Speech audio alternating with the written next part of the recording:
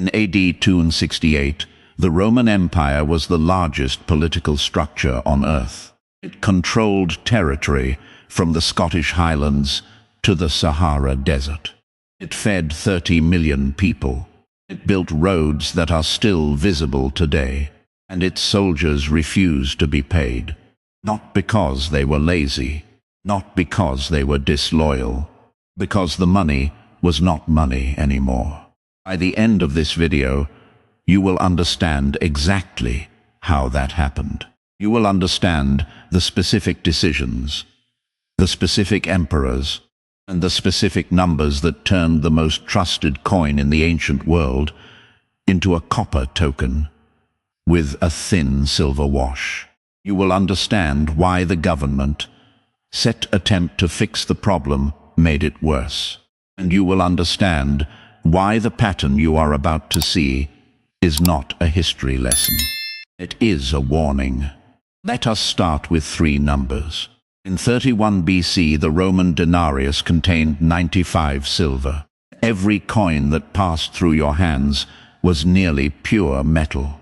Every soldier, every merchant, every farmer in the empire accepted it without question, because the coin was worth what it said it was worth. That trust had taken 200 years to build. By AD 253, the silver content of Rome's primary coin had fallen to 36. By AD 68, it was 2.4. That is not gradual erosion. That is a cliff edge. In 15 years, the empire destroyed 94% of whatever silver trust remained in its monetary system.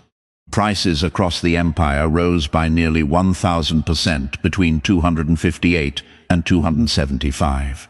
Egyptian papyri, the only surviving price records from this period, show that the cost of everyday goods surged 20 times in the early 270s alone.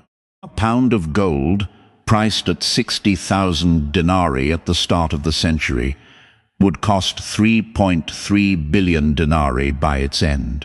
3.3 billion. The same coin. The same name on the front. A completely different object. This is the money architect. And the question this video is going to answer is not how Rome fell. That question has been asked 1,000 times. The question is simpler and more disturbing. How does a government destroy its own money while the money is still in circulation? How does it happen slowly enough that nobody stops it, and fast enough that by the time everyone understands what has occurred, it is already too late? The answer is always the same. You are going to recognize it before this video is over. What was it that made Roman soldiers in AD 268 refuse payment in their own empire as coins? We will come back to it. To understand what Rome destroyed, you have to understand what Rome built.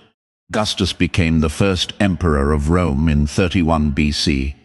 He inherited a republic that had been tearing itself apart for a century.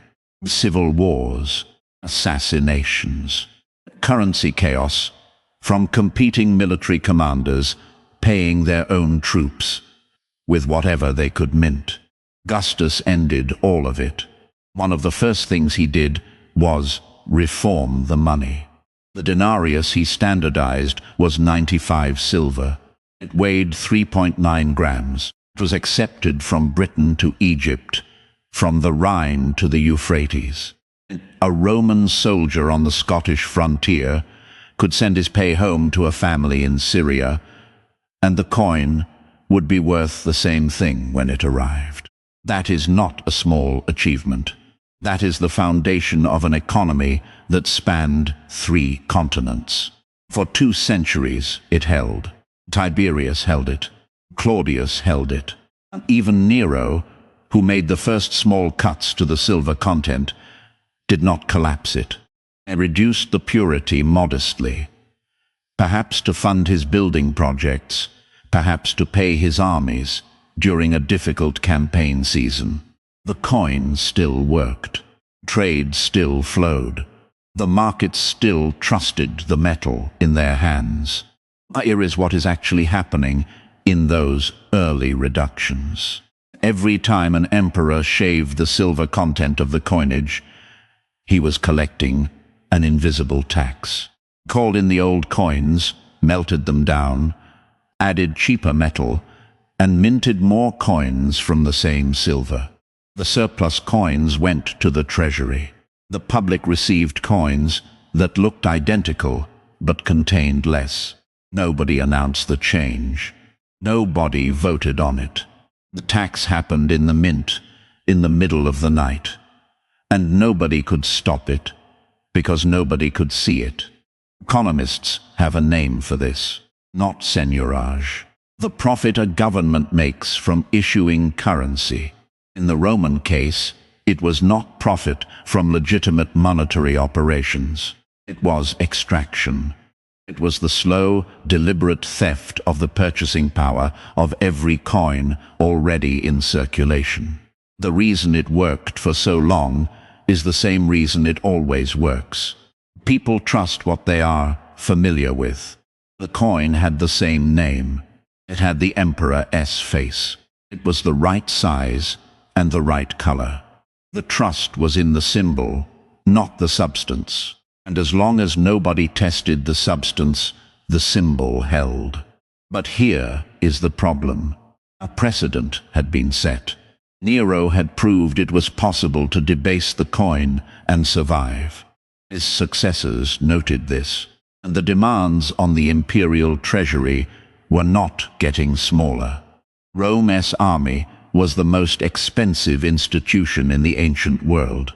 By the 2nd century AD, the empire maintained somewhere between 300,000 and 400,000 soldiers on active deployment across borders that stretched more than 10,000 kilometers. Every one of those soldiers required pay, equipment, food, and eventually a pension. Every border required fortification. Every road required maintenance. Every province required an administrative apparatus. The empire was not shrinking its obligations. It was expanding them, and the silver was not expanding with them. Septimius Severus understood this problem clearly. He became emperor in AD 193 after a brutal civil war, and his solution to keeping the loyalty of his armies was direct. He raised military pay by 50%. His advice to his sons, recorded by the historian Cassius Dio, was blunt: enrich the soldiers, ignore everyone else. His son Caracalla raised military pay again. To fund it, he did two things. He extended Roman citizenship to virtually every free person in the empire, not out of generosity, but because citizens paid inheritance tax and non-citizens did not. And he introduced a new coin. He called it the Antoninianus. It was declared worth 2 denarii. It contained the silver of 1.6 denarii. The difference, the missing silver, went to the treasury. The public received a coin that was worth less than it was told it was worth, and had no mechanism to challenge that claim. This was not corruption. This was policy, and it worked well enough that nobody stopped it. Here is the part nobody tells you. The debasement did not accelerate because emperors were stupid. It accelerated because the empires' structural problems made debasement the only available answer, and each round of debasement made the structural problems worse. Follow this logic carefully. It matters. An emperor comes to power through military support. To keep that support, he must pay his armies well and promptly. The treasury is under constant pressure from border wars, plague, and administrative costs.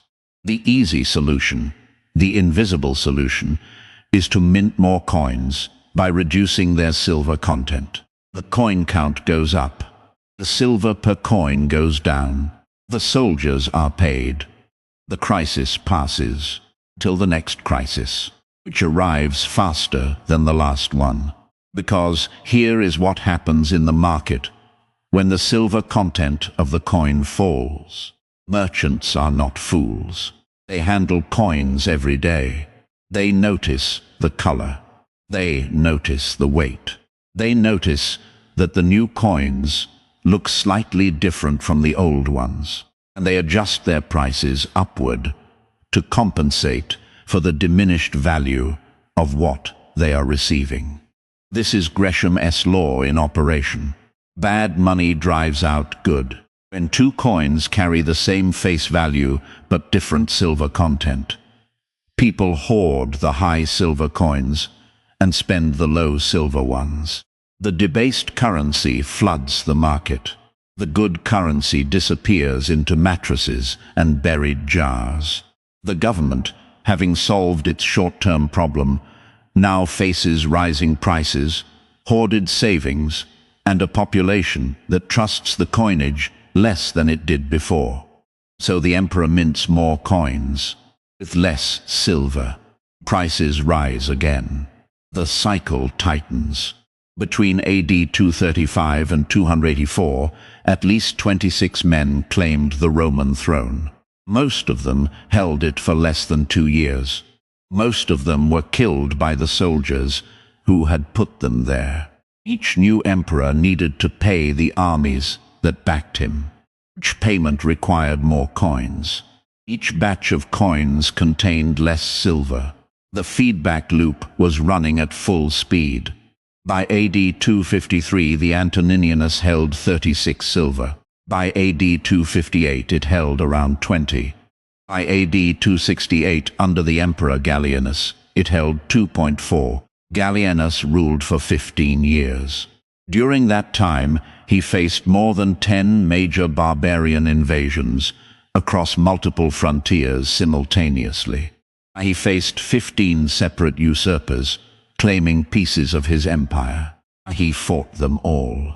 To fund those wars, he minted coins at a rate the ancient world had never seen. Some historians estimate his mints were producing up to 1 million coins per day. The coins were not silver.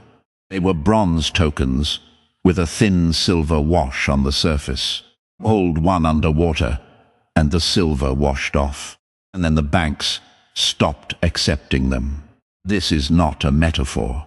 In AD 260, Roman banking institutions, the private money changers and deposit holders who formed the financial backbone of urban commerce, began refusing to accept Gallienus a coinage.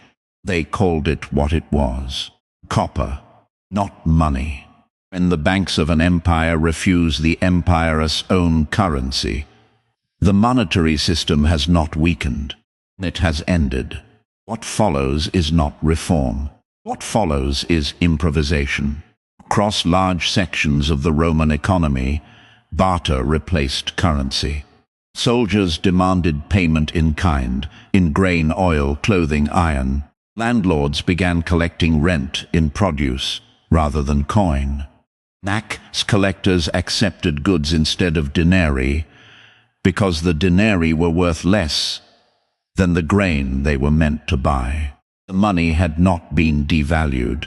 It had been replaced, not by anything official, by the desperate, uncoordinated decisions of millions of individuals who refused to be paid in a lie.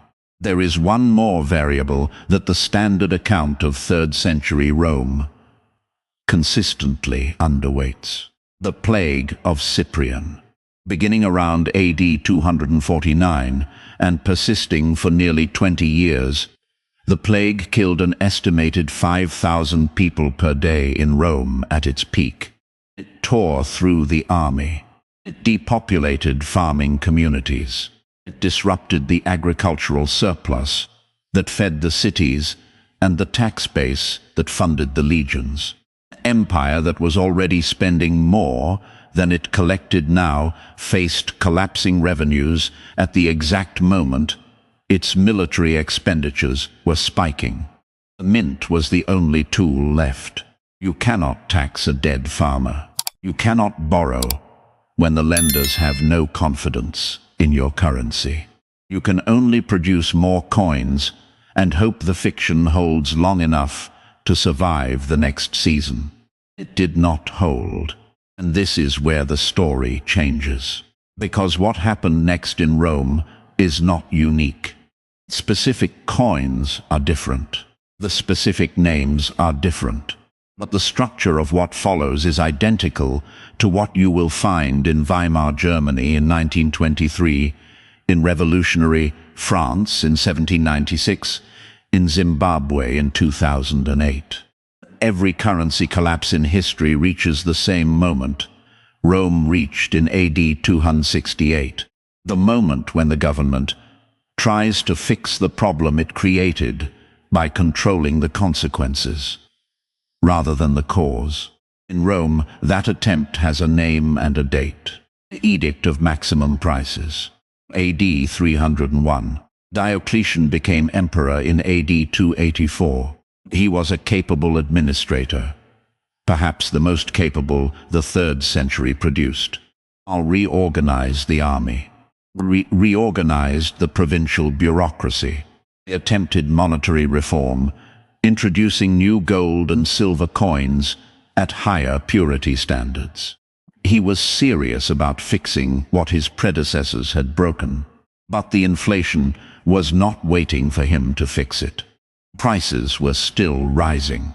The psychological damage to monetary trust ran deeper than any new coin could reach. People had spent a generation learning not to trust Roman money. A new coin from the same government that had destroyed the last one was not automatically credible. So in December of AD 301, Diocletian issued his edict on maximum prices. It was one of the most ambitious economic interventions in the history of the ancient world. The edict listed maximum prices for more than 1,200 goods and services. Crushed beans, 100 denarii. Crushed beans, 60 denarii. A haircut, 2 denarii. Veterinary work, clipping a horse's hooves, 6 denarii per animal. Skilled labor, 50 denarii per day. A teacher of arithmetic, 75 denarii per student per month. The penalty for charging above the listed price was death, not for the seller only, for the buyer as well. If a merchant refused to sell at the capped price, if he simply closed his stall rather than sell at a loss, the penalty was also death. Diocletian framed this in the language of justice. Greedy merchants were exploiting the people. Speculators were manipulating prices for profit. The edict was presented as the empire defending ordinary citizens against corporate greed. It was not that. It was a government that had spent 150 years destroying the purchasing power of its currency, now issuing death warrants to the people who priced their goods accordingly. The edict failed within months. Contemporary writer Lactantius, in his account written around AD 315, described what happened. Merchants disappeared from the markets. Why sell at a price that guaranteed a loss? Better to sell nothing. Better to sell privately. Better to accept barter and stay alive.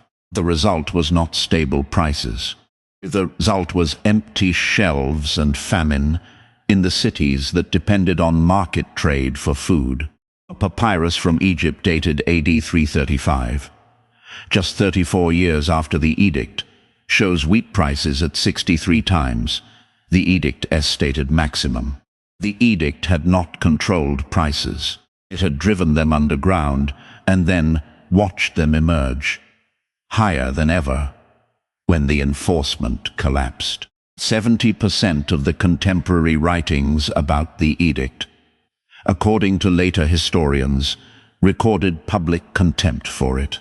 The people of the empire knew what their government had done to their money. They did not need a price list with a death penalty. They needed honest coins. They did not receive honest coins. Before Diocletian, one emperor came close to understanding the real problem. Molion ruled from AD 270 to 275. He reconquered the breakaway eastern and western fragments of the empire, stabilized the frontiers, and he attempted something that no emperor before him had tried. He stamped the actual silver content directly onto his reformed coins. The new Antoninianus was marked with the notation XX1, indicating 1 part silver to 20 parts base metal, approximately 5%. It was still a debased coin, but it was an honest debased coin. The government was, for the first time in a century, telling the truth about what it was issuing. It was not enough. 5% silver after 95 silver is still a confession of failure. The markets accepted Aurelian's reforms as a temporary reprieve. They did not accept them as a restoration.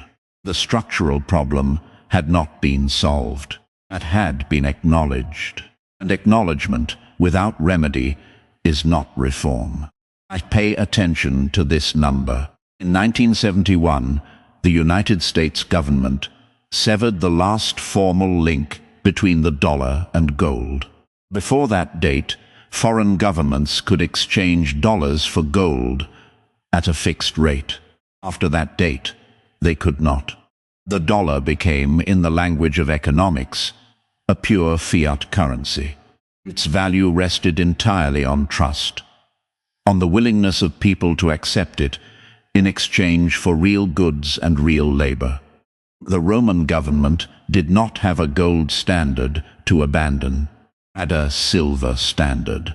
But the mechanism it used to erode that standard is identical, in every structural detail, to the mechanism modern governments use to erode the purchasing power of paper currency. You do not need to reduce the silver content of a coin if you can simply print more coins. The effect is the same. More money units chasing the same quantity of goods means each money unit buys less. The face value stays constant. The purchasing power dissolves. The population experiences this as rising prices. The government describes it as inflation, as if inflation were a weather event and not a policy decision. Rome's Denarius lost 97% of its silver content over 3 centuries. The US dollar has lost approximately 97% of its purchasing power since 1913, when the Federal Reserve was established. These are different mechanisms, producing the same outcome. The number is not a coincidence. It is a pattern. But here is what most people miss about the Roman case. The collapse was not linear. For 2 centuries, the debasement was slow enough to be invisible. The system absorbed it. Life continued. Trade continued. The army was paid. And then between AD 253 and 268, in 15 years, what remained of the monetary foundation was destroyed. The slow phase does not warn you about the fast phase. That is the feature, not the bug. The slow erosion builds the conditions for sudden collapse. By the time the population understands what is happening, the trajectory cannot be reversed by ordinary means.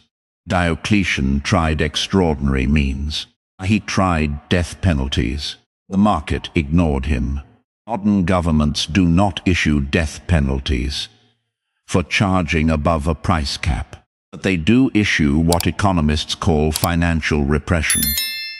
Interest rates held below inflation, forcing savers to accept a negative real return on their money. They do impose currency controls, making it illegal to move capital out of a declining currency. They do implement emergency measures that, like Diocletian's edict, address the symptoms while leaving the cause untouched. The people who understood Roman history in the 3rd century were the soldiers.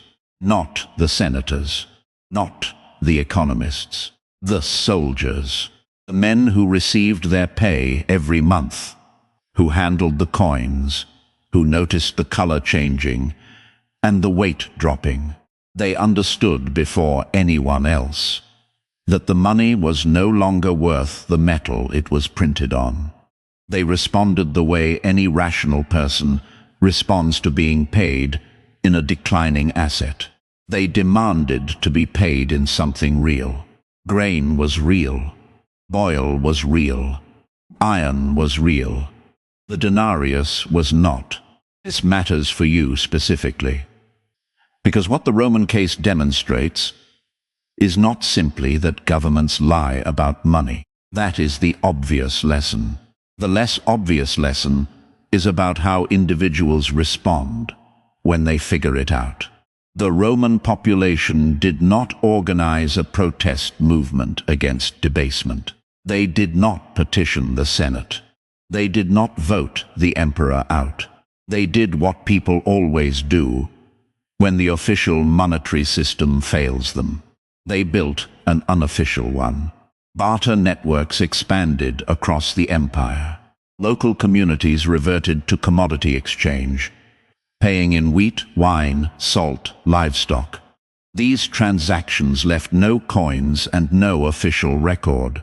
They were invisible to the tax collector and to the mint.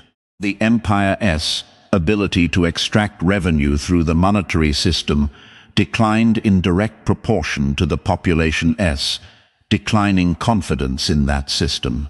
The government responded to declining tax revenues the way it always had, by minting more coins, which further eroded confidence, which further expanded the barter economy, which further reduced tax revenues.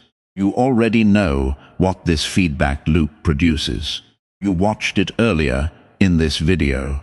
You are watching it again now, because this is not a Roman problem. This is a monetary problem. And monetary problems do not respect the century they occur in. Here is what most people miss. The debasement of the Roman currency was not a mistake. It was not incompetence.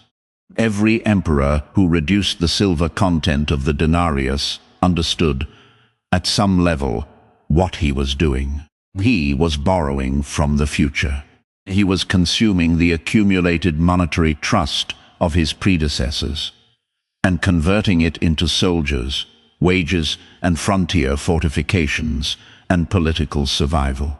The structure that made this possible was the same structure that made it inevitable. An empire that controls its own mint controls its own money supply. An emperor who controls his own money supply never faces a hard budget constraint.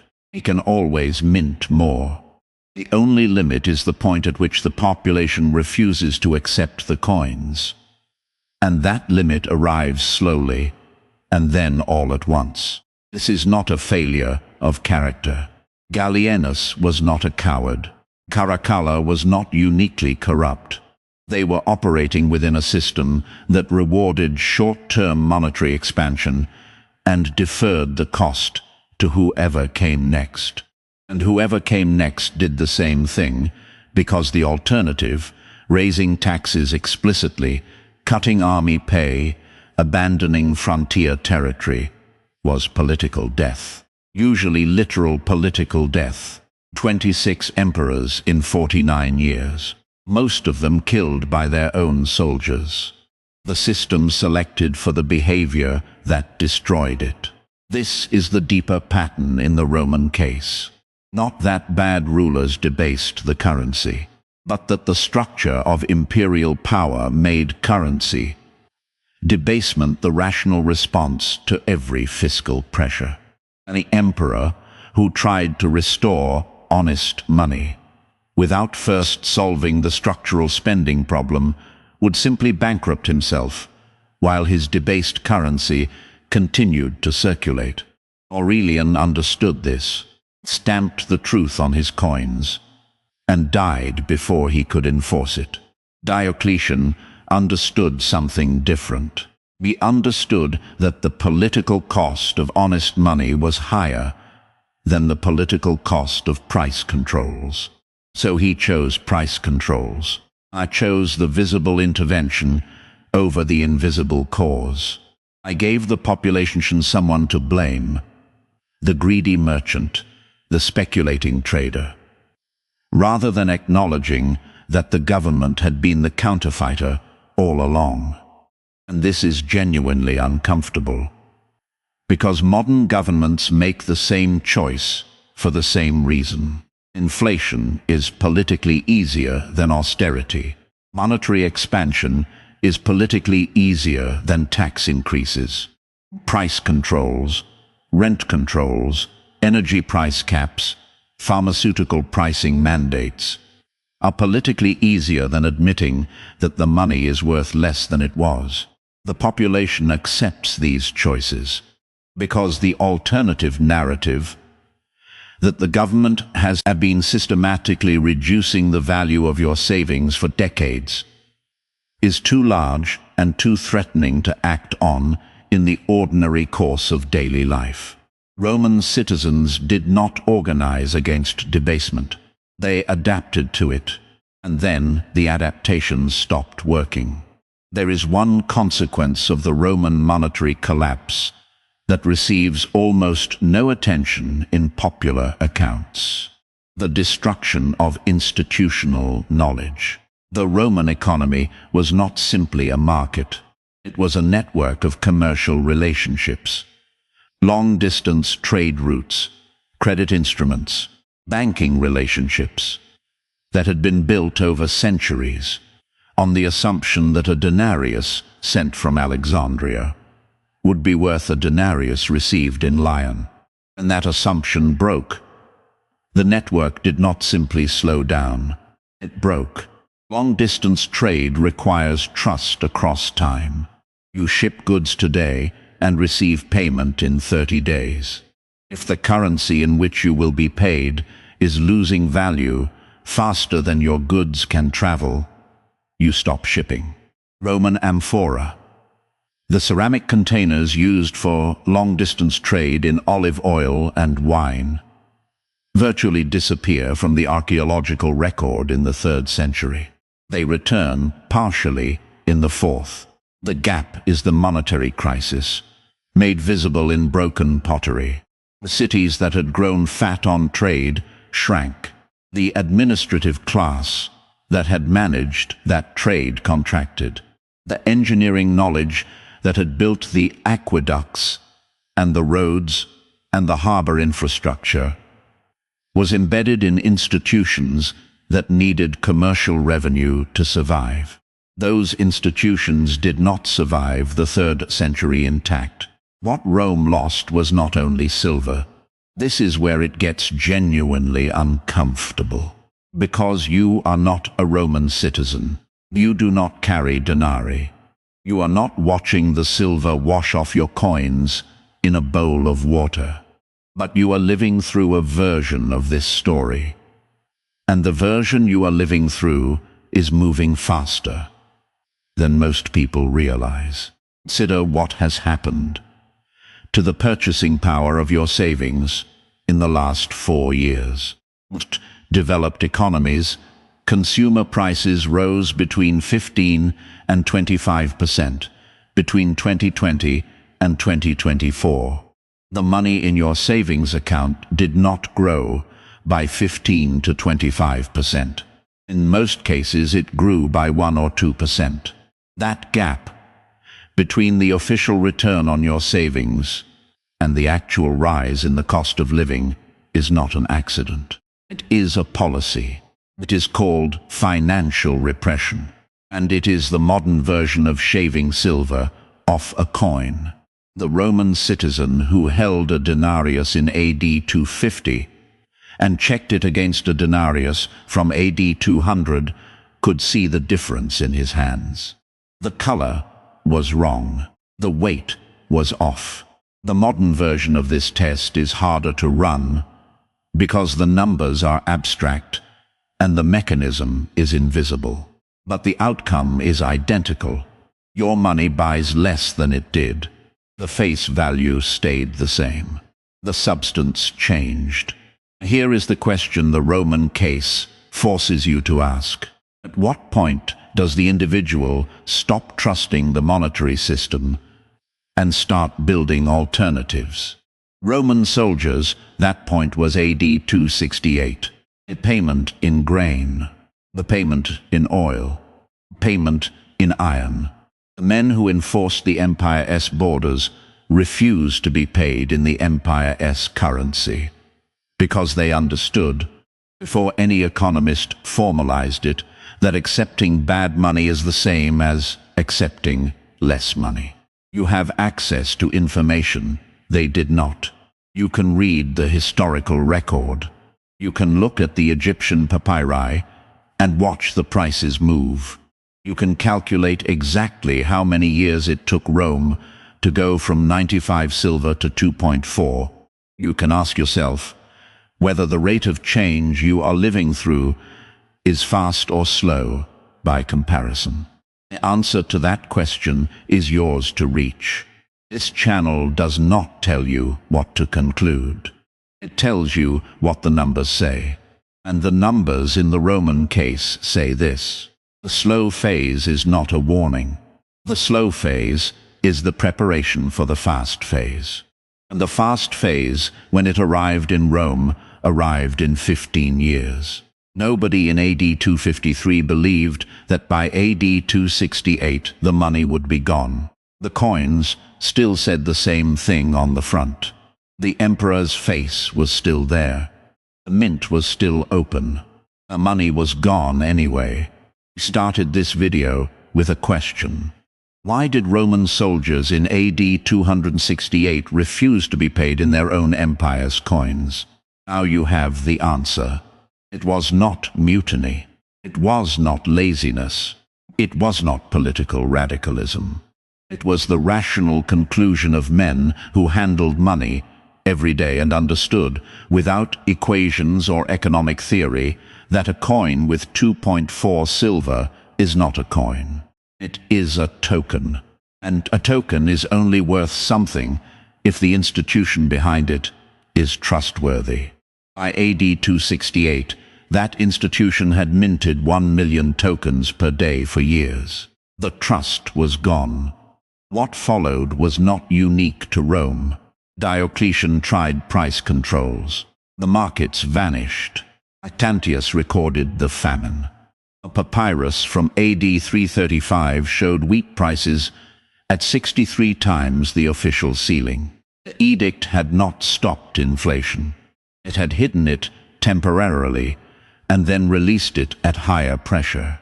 The Roman monetary system did not collapse in a single dramatic event. It dissolved, slowly, then faster, then all at once. The coins did not stop circulating. They stopped meaning anything. And when money stops meaning something, the economy built on top of it starts to dissolve with it. The trade networks, the institutional knowledge, the organized complexity that had taken 4 centuries to construct. This is not a story about ancient coins. It is a story about what happens when governments spend the monetary trust of their populations faster than that trust can be rebuilt. It has happened before Rome. It has happened after Rome. The specific currency changes. The specific emperor changes. The mechanism does not change. You now know the mechanism. What you do with that knowledge is the only variable left. History does not repeat. But if you do not understand it, it will crush you all the same. If this video changed how you think about money and trust, leave a comment below. I want to know, at what point in this story did you recognize the pattern? Was it Caracal's hidden tax? Was it Gallienus' million coins per day? Or was it Diocletian's death penalty for charging the market rate? Don't tell me below. And subscribe if you want to keep watching this pattern across the rest of history.